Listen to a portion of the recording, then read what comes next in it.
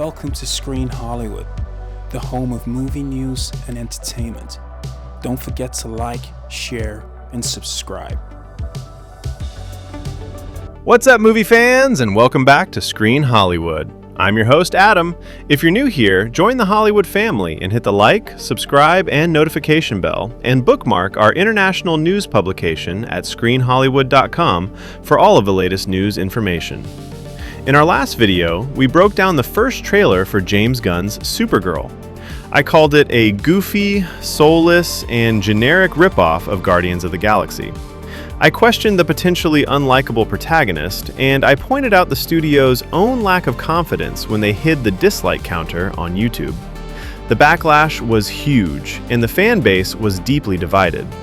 Well, in the weeks since, the studio has been very, very quiet. But behind the scenes, they've been scrambling. And now, the first whispers are emerging from the shadows. In a series of sneaky, low-key, and very secret test screenings, a select few have seen the film. The first reports are leaking out, and they paint a picture that is exactly what I was afraid of. So today, we are going to dive deep into these first screening reactions. We'll look at the so-called positives, but more importantly, we're going to read between the lines and analyze the major red flags that these reports have raised. Because while some are calling the reactions mostly positive, the feeling I get is one word: underwhelming. And it confirms everything I feared from that very first trailer. First, let's talk about how this all went down. This wasn't a big, flashy premiere. This was a classic studio move when they know they have a potentially divisive film on their hands. You hold quiet, secret screenings, often under a different film title, to gauge the reaction from a raw audience before you lock in the final cut. The fact that this was done so sneakily, so under the radar, especially after the trailer backlash, tells me they were bracing for impact. They needed to know just how big their problem was. Now, before I get into my skepticism, let's be fair.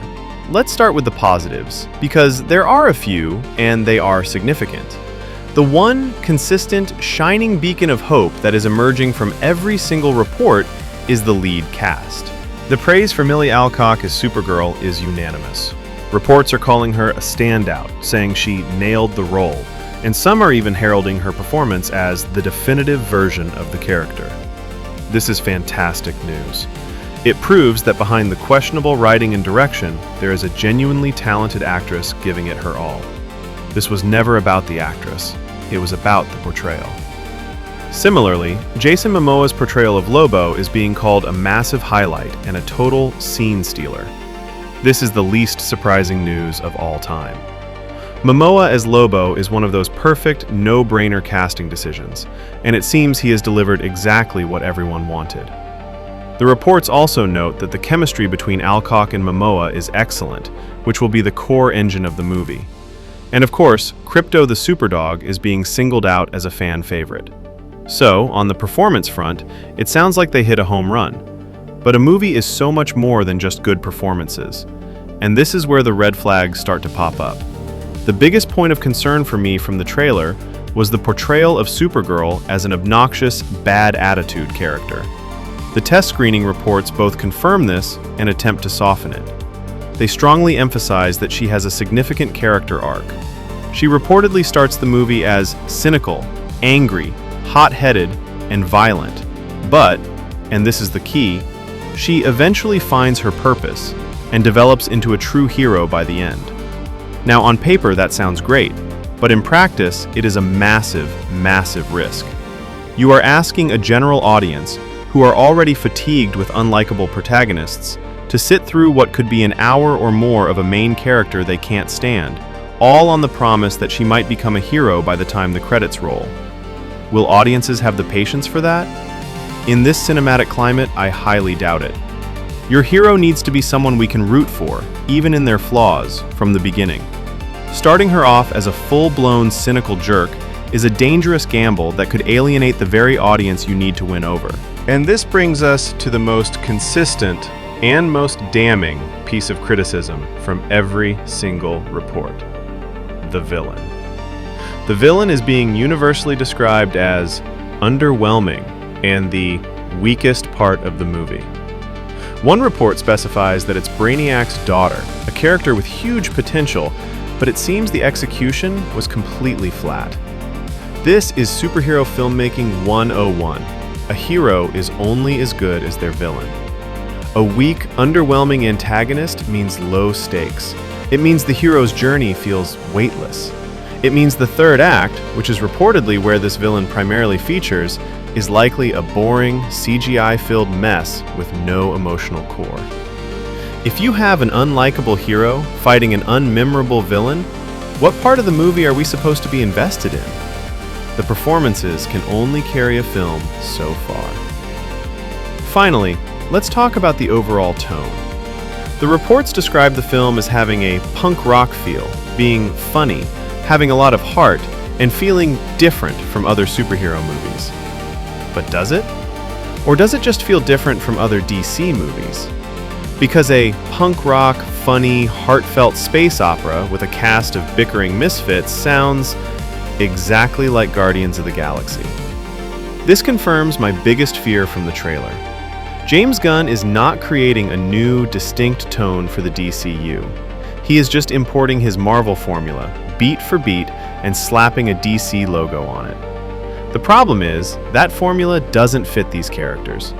Superman and Supergirl are not sarcastic, wisecracking anti-heroes. They are supposed to be epic, aspirational figures. This tonal mismatch is at the very core of why these early reactions, despite the mostly positive label, feel so lukewarm. When you put it all together, what do you have? You have two great lead performances trapped in a movie with a potentially unlikable hero arc, a boring villain, and a derivative, recycled tone from another franchise. And that, my friends, is the very definition of an underwhelming movie. This is why the phrase mostly positive can be so misleading. It's damning with faint praise. It doesn't mean the movie is great. It means it's not a complete disaster. It's fine. And in the brutal, unforgiving landscape of the modern box office, fine is a death sentence. For the first female-led film of your brand new cinematic universe, you need a grand slam. These reports suggest, at best, a ground rule double that died on second base. I take no pleasure in this. I want the DCU to succeed. But everything I've seen from the trailer, and now everything I've read from these secret screenings, tells me that they are on the wrong path. They're chasing a formula that doesn't fit, and it's resulting in a product that feels forgettable. And that is the one thing a Supergirl movie should never be. I feel completely vindicated in my reaction to the trailer. The writing was on the wall. But what do you think? Do these test screening reports make you more or less excited for the film? Do the great performances outweigh the weak villain and the risky character arc? Let me know your full, detailed thoughts in the comments below. As always, if you enjoyed this brutally honest breakdown, make sure to hit that like button, subscribe to Screen Hollywood, and ring that notification bell so you don't miss our next video. I'm Adam, and I'll see you at the movies.